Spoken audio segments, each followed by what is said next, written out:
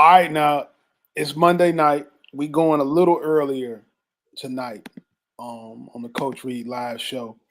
I'm in here tonight with my guys, Brandon Clay, McDonald's All-American basketball legend. We got the Super Bowl champion, Kerry Davis. Now, B, I want to say this. We got the national championship game tonight. So we're going an hour early tonight. Now, let me tell you, Kerry talked crazy to me yesterday because when I said we were going an hour early, Kerry very sternly to me. Like he talked, I mean, this was in a really aggressive. Now, I've been knowing Kerry since I was. It was through text, B. Clay. So Right. let that be. I can listen. I know what he's thinking. I know how he's coming. In the most aggressive Kerry Davis way, he said to me, "You better be on time." Right? I actually said, "Are we going to be on time?" But I mean, that was same thing. Same thing. Essentially, he knows that's exactly what I meant. I knew what he meant, right? Yeah, and so exactly. as I was about to type a wild reply to him, right? But I said, you know what? I'm going to be accountable, right? And I just had to. We're going to be on time, so we're on time tonight. Kerry Davis was going to put me in the headlock. I was. If we did, yeah, he was going to put me in the headlock. Yeah, you don't want to do. I respect the accountability, Kerry. I ain't got no problem with it. If you ain't holding your brothers accountable, what are you doing? Man, iron sharp as iron. You got to find some new people to be around if they ain't gonna hold you accountable. Mm-hmm. That's what I do in the group message, Reed. That's what I do. I hold you accountable, man. Kelvin said, hold on. Kelvin Sampson is a great, but now he might. Now listen, 4 hours from now, Kelvin Sampson at 69 years old might become a champion. By your criteria, that would allow him to be great. Let's see what happens. You saying I jumped the gun? Yeah. I wasn't mad at what you said. Brandon Clay started a fight with me in the group chat the other night because I said Kelvin Sampson was great, and I'm big on you having to be a champion. So Brandon picked a fight with me over the weekend when I was in San Antonio. Hold on. Right? I didn't pick a fight. I pulled the Kerry Davis. I held my brother accountable. You held him accountable. He made a statement, and you wanted to make sure that Kerry, you're in the group message. Caitlin Clark, Cooper Flagg. A lot of people in the messages are not great because they haven't won a championship. Hold on. Carl Reed, winning matters. Winning is the only thing that matters. To me, it is. And I respect that. So I just wanted to make sure we had that same standard for the former T-Mobile Customer of the Year, Kelvin Sampson. That's all. He'll take Joe Flacco over Dan Marino every day of the week. That's why. That's basically what he's telling you. Hey, Robert Ory's his favorite player outside of Bill Russell. We're not doing it. Y'all taking it out of context. I'm just saying. Winning matters. We're not doing it. This is the first thing that I want us to touch on. So we've talked a lot about transfer portal, NIL. Mike Vick said something interesting the other day. He said if his players play great and a major school offers them money, he'll tell them to leave. Now, that's different than what a lot of people are saying. And we've talked a lot about guys looking for the right fit. We've talked about guys playing for coaches in the right system. But, Kerry, can you really expect or tell a kid to walk away from $1 million if he has $1 million on the table versus 200 in a better system? Yeah, I think you're doing a disservice to that young man or that young woman if you aren't pushing them to be the best version of themselves. And if it's selfish, right? If you know that this person has an opportunity to make some money that could be life changing, who knows if they make it to the next level? It's hit or miss.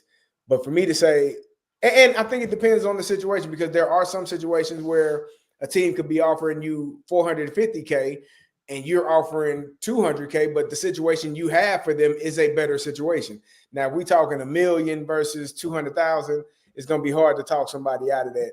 But I think what Mike is doing is setting the table for his players. He understands where he is, the level that he is, and there are always going to be people poaching your kids, and you have to have a real open, honest conversation.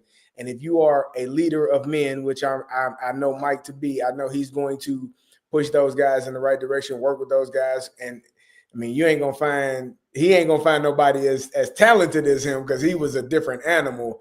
And that's usually what players of his caliber struggle with when they get into coaching. But if you are being open and being honest with these young players and saying, hey, man, you know, I understand that, you know, Georgia Tech wants to offer you X amount of dollars. I probably can't match that. That's different than Georgia Tech player leaving Georgia Tech to go to Georgia. You know what I'm saying? You can have a conversation there. But at that level, it's a little bit of a different conversation for Mike having that with a player that might be going power forward versus where they are now.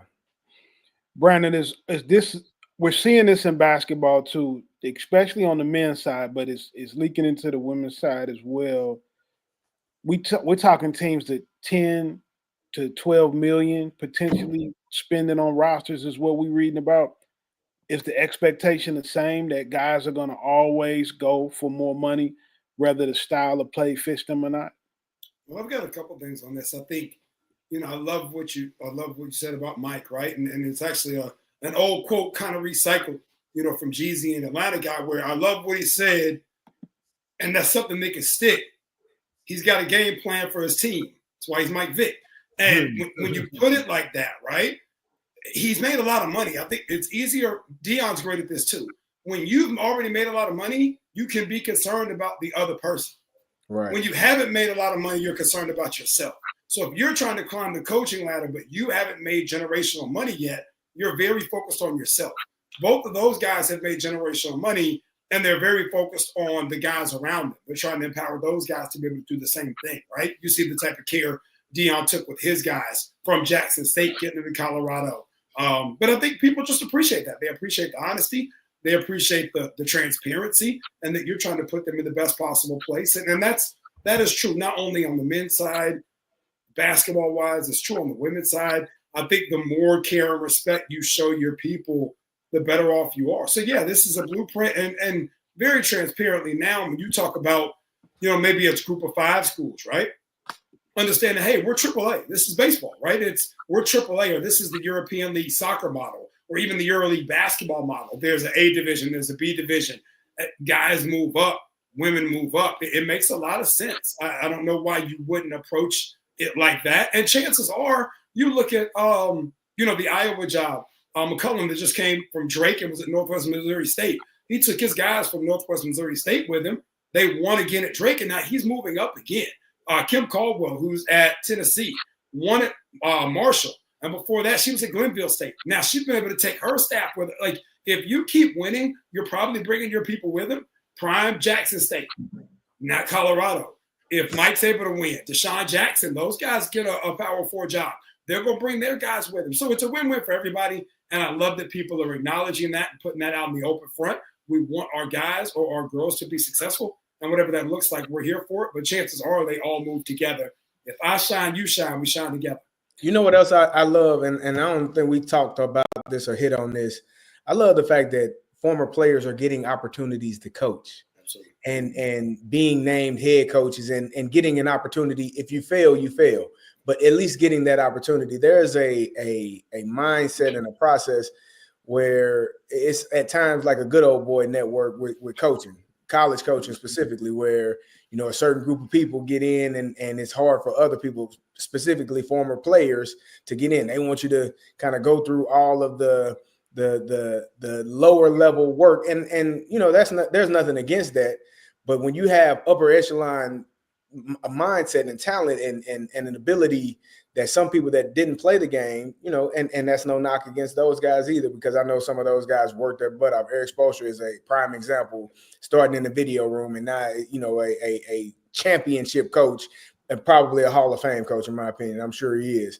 But there's also a level of guys that don't necessarily need to go that route, right? They are those guys, Deshaun Jackson, as you mentioned, Michael Vick, Deion Sanders, like they were some of the best players at their craft. And so you give those guys an opportunity. And I think that that's amazing, because I think for former players, that's a door that has often been closed to us, to where, like I said, you have to go through a whole lot of things in order to prove yourself worthy of becoming a coach and making your way through the ranks. You know, I think that you have to be open-minded enough when you're making a hire to look at the picture for what it is. There's never one way to enter an industry. right? So when you talk about the low level work, the GA and the position Eddie coach, George. well, Eddie George, who we don't talk about enough in terms of Correct. being in this category, Deshaun Jackson, Mike Vick, Deion Sanders, well, they weren't GAing because they were balling, right? They were Right. in the league balling. So during that stretch of time when guys are cutting their teeth as coaches, those guys were having Hall of Fame type careers in the National Football League and doing other things. But their football acumen and IQ is still far superior than most guys who studied at a lower level or went through, lower level jobs. There is such a thing called on the job training, which they do have. I can remember back in the day when actors would be upset that rappers and athletes would get opportunities to be in movies, right? Because they didn't have to go. We get offended when people don't have to go, quote unquote, a traditional route, and we've had to go in more traditional routes. I've been on the sideline at a Colorado game, standing next to Deshaun Jackson and Warren Sapp before Sapp got hired to Colorado, and listening to them talk about the game that was going on that we were watching. I mean, I think that you'd be far-fetched to find many people who had the IQ and the acumen, or sitting next to T.O. and watching him be nowhere near the play callers, but looking at the coverage and the alignment and kind of being able to walk you through what's going to happen every single play of the game. Where you're talking about a Hall of Fame receiver, one of the all-time greats. So, Kerry, you are right. I think it is good that those guys got opportunities to coach, right? And you have to be able to think outside the box, because also if you're a school like Jackson State, like Tennessee State, Norfolk State, Delaware State, who doesn't have the budgets to compete with those guys, sometimes those NFL guys, a lot of sponsorships come with those guys, a lot of marketing eyeballs. So there's also an infusion of cash money that comes into those programs when those guys are hired. I, for one, love to see the opportunities that those guys are given. And I hope that we see more guys. I know it didn't work out with Ed Reed at Bethune. I hope somebody gives Ed Reed an opportunity. I think that he's qualified for opportunity. I know Ray Lewis has wanted opportunity. I hope he gets an opportunity. And you just see, Brandon, we had Sacramento State just hired Mike Bibby as the head basketball coach. We know how legendary of a player Mike Bibby was, and he had coached some high school, but he's got a tremendous following. So, Kerry, I think you hit it right on the head when we start talking about the opportunities. And Kerry, from your standpoint, who's better to teach a guy how to be a pro maybe than another pro? I said, like, when I saw that this person was hired, I guess a couple months ago now, I wasn't surprised. I sat and had a conversation with this man probably about 6 months ago at late, like we were just talking football. And when I tell you Marshall Faulk is one of the smartest football players, smartest football men that I've had a conversation with, hands down. And when I saw that Coach Prime hired him at Colorado, it was not a surprise, because me and that man sat down for about 45 minutes to an hour just talking ball, and he knows his stuff. Like, he knows what he's talking about. And if you're a Hall of Fame player, if you've done it at such a high level, like I said, the one issue that most great players have is their talent superseded a lot of, the coaching part of it. But the ones that were able to understand the coaching and be super talented, those guys are supreme athletes and supreme coaches, because how they can break it down and how they can explain it is something that a person that never played the running back position would be able to do. If you ain't never blocked the defensive end on Power O, you can't tell me how that feel, man. You can't tell me same leg, same shoulder. Like, you can't explain that in a way that I can to somebody that has to block that damn defensive end on short side power. You mean Marvin Williams? And it's gonna happen. It's gonna happen quick. Mm-hmm. ain't no tight end there. Tackle went down. Guess where he going? Down. Guess where you gotta go? Down. And you better kick him out. Mm-hmm. So it's a different mindset for guys that have played it and done it at a level, as opposed to guys that haven't. And again, that's no knock against those people that work their butt off, going through and studying film and working their way up. But when you are a person that has the drive and has the work ethic to want to do it, and you played it at a high level, I just think that gives you an advantage over somebody that did not. Brandon, you think we'll see more of this on the basketball side too? Mike Bibby is one of the first that I can recall. Yeah, I mean, I think it's, basketball's a little bit trickier. You've got more spots for commentating, some of that stuff where you can do that throughout the course of a week, throughout the course of a season. There are just more opportunities that are off the floor where you don't have to be the head coach. But there's a ton of guys, Sam Cassell, obviously for a long time, from an assistant coach perspective, and you're starting to see more head coaches. You had Stack at Vanderbilt. Darvin Ham obviously had the opportunity with the Lakers. So some guys have gotten some shots. You just got to be successful too. It's twofold, right? Dion right now obviously is helping pave the way. Eddie George has been pretty good, right? You need some people ahead of you to have some success. And then when it does, now it makes it more advantageous for the people in hiring positions, right? Whether it's the GM, whether it's the owner, whether it's the AD, whoever that is. When you look at Dion, where he came from track record-wise, you look at Eddie George and what he's doing. It makes it easier to hire Mike Vick or Deshaun Jackson. You're looking for the next Dion. But, you need the people in front of you sometimes to kind of pave the way and be successful. And obviously, if Dion continues to win, another person or two gets a Power 4 job, they win. That's going to become the trend of the moment there too, right? It's just kind of how it goes. This thing has always been like that. Back to the West Coast offense, right? Whatever's in vogue is in vogue. So, hopefully, like I said, this group will continue to win. You look at the basketball side, Dawn Staley doesn't get talked about enough now because she's been removed from a player for so long. But when she was at Temple, she was doing both. Yeah, she was still playing. Who does that, right? She was still able to play and then coach and put herself in position to make this run now with South Carolina.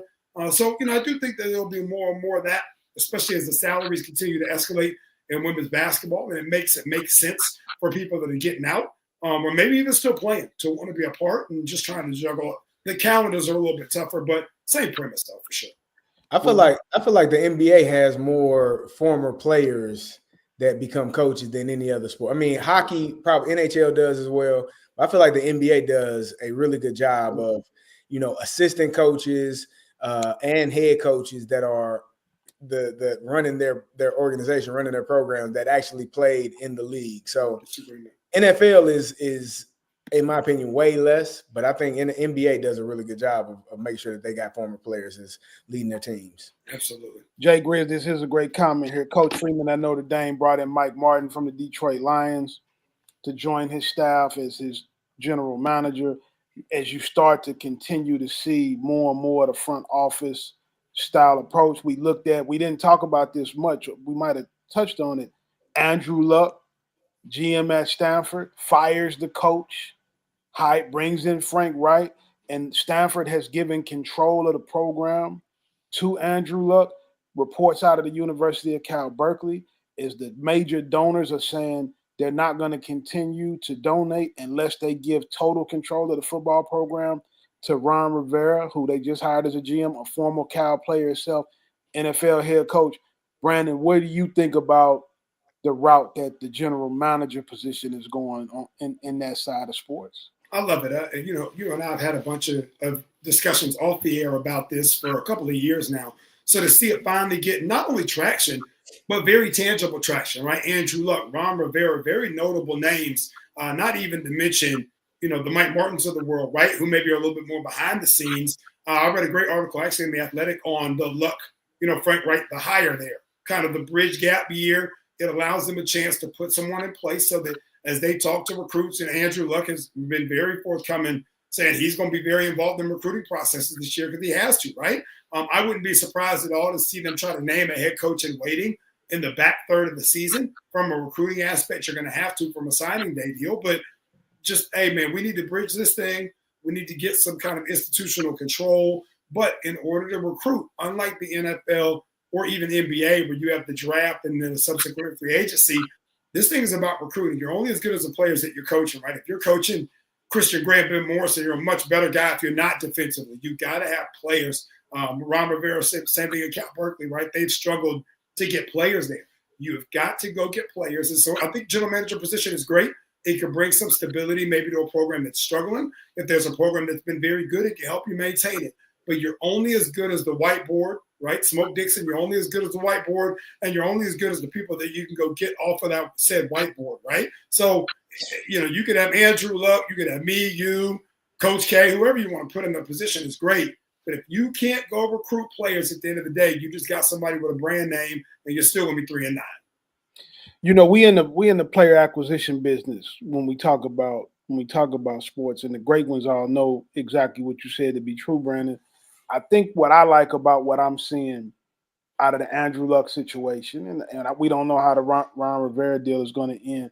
When I see guys like Brandon Harris and James Blanchard and Courtney Morgan, and who are really high up in the food chain, depending on the background of the athletic director, I think that Andrew Luck is more qualified to know who should be coaching the team than probably your typical AD.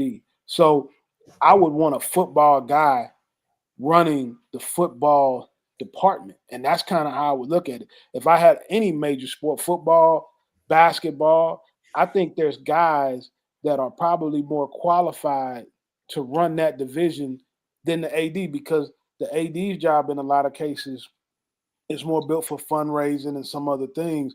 But actually the nuts and the bolts of how the team should be coached and structured from top to bottom, I do believe that a general manager is oftentimes more qualified to do that than a typical athletic director, and what the function of that position has been day to day. Well, and I think here, and let me jump in on this, Kerry, but I think if you do it correctly, I had a great conversation with a prominent, head women's basketball coach the other day.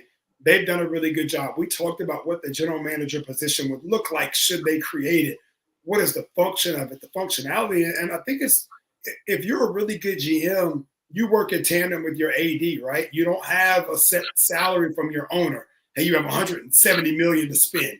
You're in large part of the collegiate level responsible for going out, beating the streets, meeting with donors, and raising that money. And so if you can walk through that along with your athletic director, when you meet with the donors, when you meet with these prominent business people that want to talk about the team and the roster, you can have those conversations, right? You're equipped to have hey, look, we got this quarterback that we really like, Underwood. Well, talk about, hey, and he can spin it. He can really, that's the conversations that the people who are creating the money for you to have a cap in the first place, for you to have the money to be able to spend in your collective. Those 15 to 20 people that are responsible for the most of the money being generated, they want to talk to Andrew Luck, Ron Rivera, Mike Martin, Carl, Kerry. If y'all were in those positions, y'all could talk about the sport articulately to those people where they feel like there's value in what y'all bring, and people want that. So it's really, really cool to me to watch this position grow. It's still pretty abstract, but I think it's one that, again, Carl, you and I have gone on record, every school in the country on Power 4 level, I think, even if you have a joint one for men's and women's basketball, because there aren't as many players, right? You have one for football, potentially a joint one that kind of serves in hybrid for men's and women's basketball. But I think even the top women's basketball programs are going to have a separate general manager, the top 20 to 30 in the country over the next 24, 36 months. I believe in that. We got a good question here from Shelly R. What are the GM duties at the collegiate level? What the general manager does, Shelly, at the collegiate level is deal with anything that's operational, the recruiting department, player personnel, so talent and roster acquisition, also NIL contracts, who's going to get paid what, roster management. You got 85 scholarship players. We know we got to come down from 125 to 105 on the total roster. All of those things are things that falls on the GM's plate and allows the coach to do what the coach does best, which is actually coach football. You have some guys that are skilled at doing both. Nick Saban, Belichick, but in those cases, you're talking about the greatest guys of all time. There's been other instances where if a coach can focus on coaching, but they have a great general manager with them, they can create a championship atmosphere because most people are not schooled at both. Just like the GM probably is not a guy who's a quote unquote coach, a guy that coaches the game, so to speak. G. Smith brought up a very good thing. We put this on earlier. Andrew Luck dad, Oliver, was the athletic director at West Virginia.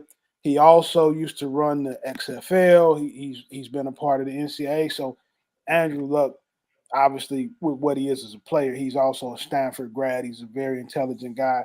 I'm really interested. I'm really interested to see what happens, from an operational standpoint of college football, and if more people go this route, because I have heard some ADs, some presidents at certain schools who are really looking at what's going on the West Coast over there and saying, maybe is it the way? Could we see other guys who had impacts on programs like Andrew Luck come in and take those spots? Do we get more guys that have already been GMs in the NFL? Do we bring them in to run college football operationally? Do we see things like that in the future, the way the game is being played? So one thing that I think is important, Kerry brought up earlier, the NFL guys, the pros getting an opportunity to coach. Then we had the question about the general manager. We come in on the GM side. I want to talk about the money part of it for the kids. So Kerry Davis played in the NFL. A lot of people who watch this, that Pittsburgh's still the Super Bowl champion. But I'm going to tell you something about Kerry that most people don't know, but I know because I've seen it, right? Kerry ain't played in the league since, was it 08, 09, Kerry? Yeah. So 2010. Okay, 2010. So we're in 2025. That's 15 years ago that Kerry played in the league. And somebody asked me one day, man, what does Kerry do? Right? I say, the only thing I'm going to tell you is that I've never seen him break a sweat when the check comes. Right? I ain't going to put all this stuff out there that he got going on, but when the check comes, he always grabs his wallet, right? Which is why you always, when you get hungry, you always want to be with Kerry. He always grabs his wallet. When it's time to fill up the gas tank, he always jumps out and puts his card in the machine, right? Awesome. I've never seen him sweat when it was time to pay the money. So I need a better friend group, man. Yeah, you always want to be with him. And I'm saying that to say he has, after his NFL career, he's taken impeccable care of his finances, right? Kerry, a lot of these guys are getting money. They're getting millions, some of them, hundreds of thousands to millions. We got basketball guys getting 2 or 3 million in college. We got some football guys in the 2 to 5 million range. What advice do you have for these guys on financial literacy and how to take care of their money, make their money make for them?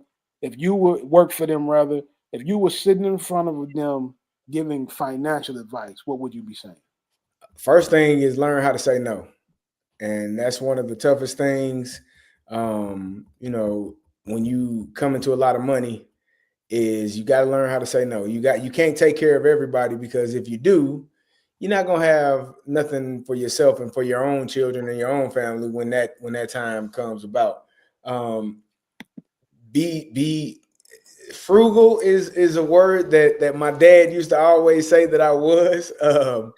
I would be frugal at times, but I think just knowing what you don't go above and beyond. Like, you don't have to keep up with everybody. You don't have to have the jewelry that the next person has, or the car that the next person has.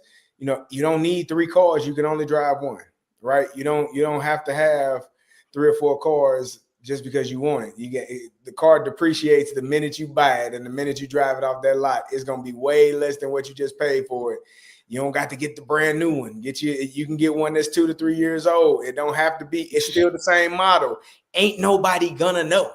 They ain't gonna know that it ain't the 2025. It might be the 2023 model, but they don't know. It got less miles. It got the good number of miles on it. So make sure you're taking care of your finances. Number one thing, though, would be to learn how to say no, because your family, like, we've seen the horror stories. We know plenty of people that have made hundreds of millions of dollars that have gone broke because they don't know how to say no. And it is you do want to help people, right? And I've helped as many of my family members as I can and was willing to do. But at the same time, you have to be willing to say no, because some people will come to you and then they'll come back to you and then they'll come back to you. And you're like, hey, at what point do you, grown person, help yourself? With all due respect, I love you. I appreciate you. I have nothing but the utmost respect for you. But at some point, as an adult, you got to help yourself. And so, you know, it's learning to say no, and it's learning to not go above and beyond your means when you don't necessarily need to. You got to be able to have something. And then another thing, I don't know. I'm sure I would have a financial advisor. I would check my money. I would not give them access to all of my money at all times, but I would have a financial advisor. The best thing that I did when I was in Pittsburgh, my financial advisor, he basically told me you need to max out your 401k every single year. Put the max in there. Take it out the first check. You ain't even gonna know it's gone. Don't worry about it. You got 8-9 more checks because we got paid every other week. You got 9 more checks, and then you got the playoffs. So take it out the first check and make sure it's to the max. And so that team can match it. And so that can grow. And that's one of the things that I learned as well. Like, if it's free money, take it. If somebody's matching that, put the money in there so it can be matched. And so those were a few of the lessons that I learned, man. Make sure you but know how to say no, and don't feel bad for saying no. If you got to tell somebody no, if you don't learn how to say no, you're gonna be wishing you did sooner or later. Now hold on a second, Kerry. But your cousin, right? He's got a plan, right? He wants to open up a sports bar, right? Now, right in where we from, Central West End, prime real estate, right by the college campus, we're gonna have Monday Night Football. It's gonna be sold out, Kerry. But the only thing I need from you, right, is I need $50,000, and if you give me that $50,000, we're gonna make $5 million. So you got 50,000 as well, then, right? Because it's 100,000 that's needed.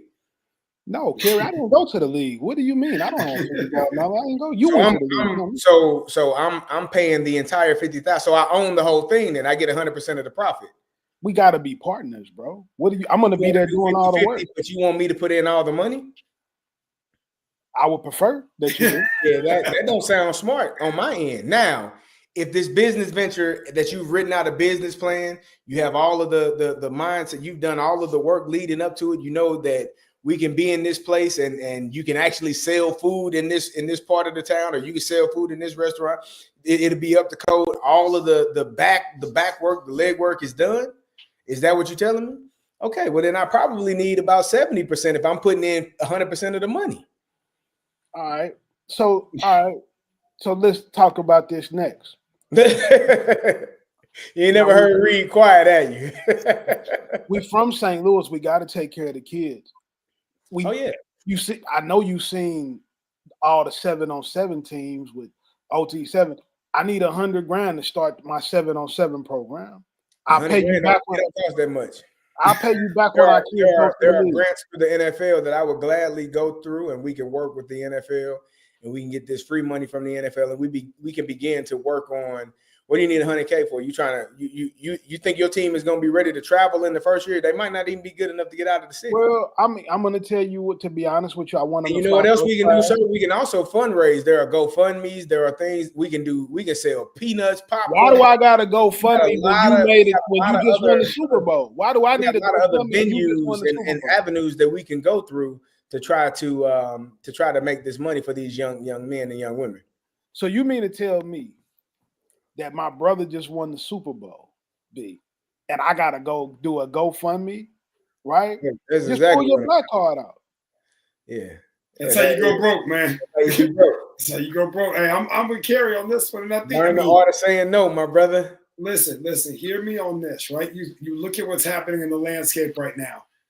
Trae Young gives back to Oklahoma, right, through Jordan Brand, $1 million. They name him assistant general manager. Steph Curry, Davidson, assistant general manager. You're seeing these guys start to set themselves up. Obviously, Steph's in a completely different tax bracket, right? Trae too far behind him. But they're setting themselves up for post-retirement life in terms of they want to do what Andrew Luck is doing, right? They now have assistant GM on their resume. Whether they're getting a check or not is irrelevant. It's about the fact that there's a title and they're making contributions, right? Whether it be financial, whether it be a time, or called time tithing, right?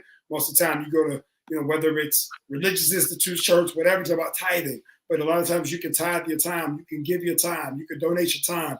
And a lot of times that's way more important, right? And you're seeing guys and females alike time tithing. And I think that to the point of the artist saying no, I'm not going to give you my money, because the dollar to me is the same dollar for Kerry, it's the same dollar for you, Carl. But I'm more than willing to help you with my time. So if you need me to pull up on something to help you raise some money for something you want to do, fine. I got an hour for you. I got 90 minutes for you. Who do I need to pull up on? And I think if you can even do it like that, now you're still helping your people. I'm teaching you how to fish. You got to get this money. I'm like, but I will pull up. I'll be a part of it. If I need to shake somebody's hand, say, what's up? And they'll give you a 20 piece. Cool, I'll do that. But you're not getting my money, because once my money's gone, it's just gone. If I don't get re-signed, if you look at some guys, Cam Reddish is one right now, right? You thought Cam Reddish was going to have multiple contracts in the league, maybe be on a second max deal, and it just hadn't panned out for him. Harry Giles, 2 ACLs, right? Like, you never know when that money's going to be gone. So if you can avoid giving money, 50,000 here, 100,000 there, you buy in this $200,000 car, 250,000. You get your mama a home that's worth 1.2. You get you a home that's worth 6.6. You get, before you know it, that money's gone. You get taxed at an incredibly high rate. You're getting taxed in every state you play in. Every state you play in. Come on, man. And I think you just, unfortunately, and I think, and Kerry, this is, you talked about this, but this is back to the GM discussion. It helps when pros coach pros. Mm-hmm. And so to be able to sit in the room with these young men, these young women, and speak to what you've actually been through. I actually saw this person be up $80 million. And now they're struggling to rub nickels together. Homes in foreclosure, child support call. Like, they only been out the league 5 years. Mm-hmm. Their kids are all under 12. Where do you go from here? And so I think the more of these stories, the more of the kind of dialogue that y'all just had that we can use to prepare these young men, young women, the better off we are. But it's why I think the college system is so critical. I think when you start hiring pros to come into the college system, Mike Vick can have that conversation with a player. Lord knows Deion can. You also have to be willing as a player to receive that information. Absolutely. Because there are plenty of pro players that receive that information and they still do what they want to do. Yeah. So it's up to you, to be diligent in that, and as a player, listen and don't assume that this can't happen to you. And it's not always, sometimes it is bad financial, something that you thought was sound, but it ended up, maybe it's your own idea, but it didn't work out how you thought it would. And so I would just say, be careful, be cautious, put some money up, make sure you got money stacked away, stored away, and the money that you do feel like you can take a risk on, be comfortable with losing that money if you're willing to take that risk. If you're not comfortable with losing it, then don't do it. It's hard too, because a lot of times the person asking you is your mama. And so it's hard for a kid, especially a boy, to tell his mama no, especially if they came, through the trenches and the struggle together. And then in the family dynamic, your mother is probably more connected to the family than your father is. Even if you live in the house with your father, your mom is the family person. So every problem that happens, your mom, man, Tiffany, she got all A's, but we don't know how she gonna get into college, baby. I mean, the money is so expensive. They start telling you those things, and you start to feel responsible. It's kind of a survivor's remorse. Even people that just have really good 6-figure jobs, they didn't make it to the league. Like, sometimes when your family views you as the financial vehicle, there's a mental pressure that you feel like you have to deal with. And what people don't talk about, you may need to talk to a therapist also. You may need to talk to some people to help you deal with some of those things, because your family's going to hit you up a lot if they think you got some money. If you are a young player, like I mean, listen, it's what I would do when people would come to me. Oh man, I need this, I need that. All right, send me the bill. I'll pay the bill. I'm not giving you cash because you could be bad with money. So your house note, okay, send it to me. I'll pay it online, or send it to me. I'll write a check to where it need to go. Your car note, your car about to be repossessed. Okay, send me that bill. Take a picture, screenshot. I'll call them and I'll pay it. But giving people money to do with the money, whatever they want to do, is a recipe for disaster. Dope fiend move, because they never it's a dope fiend move. Because they already approve in some way that they maybe they struggle with money. And sometimes people do fall on hard times. But I would your lights about to be cut off. Cool, send me the bill. I'll pay it. I don't have no problem doing that, because if it's a true emergency, then you should be willing to help. But you shouldn't be the one forking up $50,000, $60,000, $100,000 for somebody's harebrained scheme that they thought about overnight, and they don't have a clear-cut plan, a business plan to show you the ins and outs, how you can get your money back, when you're going to get your money back, how you get out of this, and when you'll be done with it. And you shouldn't have to do all the work. Yeah. If that's somebody else's dream, okay, dream it. I'll help you, but you got to show me that you're willing to do the work. Well, you're not getting the money back 9 times out of 10. You got any money. You never want to give people money that you need back, because you know how that's going to end. But you said a key bar. You can't expect another man to finance your dreams. You got to get out there and do some hustling yourself and get on it. But they're gonna try to put that guilt on you when you like kids now in college. If you play ball, even if you don't make it to the league, if you walk away from college with $250,000 in your bank account, you got a really good start in life, man. You can start your real estate portfolio, your stock portfolio. There's some things that set you up, but do not listen to me. Do not give all your money to your family and your friends. Right? I would err on the side of telling you not to give them any money. Right? But I could, certain things I can go for and I can understand. But what I will say to you is be careful, because they're not gonna stop asking you, right? So you got to learn to say no, like Kerry said. And if you need somebody to tell you, I specialize in telling people no. Like I have a major in telling people no, right? So if you need somebody to tell people no for you, you can call me and Kerry. Brandon is nicer than us. He'll bend sometimes. Absolutely not. Not about no bread. I'm nice, but nah. You can, to Kerry's point, send over the Jackson EMC bill or whatever if you want to. I might help with that, but I have no problem saying no about the bread, boy. It's too hard to get it, man. This is a good question from Shelly. She said, why are some college athletes claiming they have not received the money promised from the college programs? Aren't they written contracts for this? Why are they saying this, Shelly? Because they haven't received it. That's why. They saying that because they haven't been paid. And some of them have contracts, but not all of them do. Some of them agreed to handshake deals, and they ended up getting screwed on some of those situations. So I ain't gonna go too deep in that tonight because we limited on time, because we do have to be out here for the NCAA tournament. But those kids were saying that most of them didn't get paid. Dr. Reginald Woods, he says no is a complete sentence, and you are absolutely right. No is a complete sentence that requires no explanation. I'm gonna tell you what I tell my cousins and my family about money. Take me out of your budget, right? When you go out and you making a purchase, or you decide to live in a certain place, or you want a certain thing, do it without me in mind, right? So if you can't really afford to live there, if you really can't afford to buy it, don't feel like my cousin has got me or my friend. Don't feel like that, right?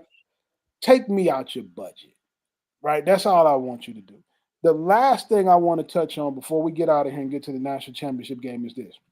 So I was at the Final Four this weekend, and I was sitting there talking to an NBA scout about a player in the draft. And you guys will appreciate this. And we talked about a player he didn't draft a few years ago that ended up being a bust. And this is a kid that had a high draft grade. He said he didn't draft him because he went to 6 games. And after every timeout, when the kid left the timeout, he had to be told by one of his teammates what to do. He didn't pay attention in the timeouts. So it was that level of detail. So when we talk about athletic ability, when we talk about running and jumping and some of the physical traits, Kerry, how important is the mental part of the game? You being able to process information. How screwed up do you got to be to your team to come straight out of a timeout and not know what to do?